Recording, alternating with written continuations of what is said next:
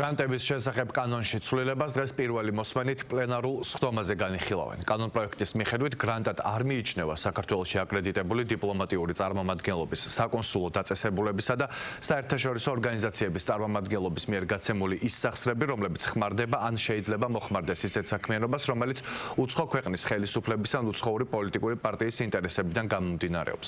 პირველი მოსმენით საკომიტეტო განხილვის დროს იურიდიული კომიტეტის თავმჯდომარემ დააზუსტა, რომ თუ საელჩო დააპირებს გრანტი გასცეს საქართველოს მოქალაქეზე ფიზიკურ ან იურიდიულ პირზე, ამისთვის კვლავაც საჭირო იქნება საქართველოს მთავრობასთან შეთანხმება. მომზადებულ ცვლილებებს საკანონმდებლო ორგანო დაჩქარებული წესით განიხილავს.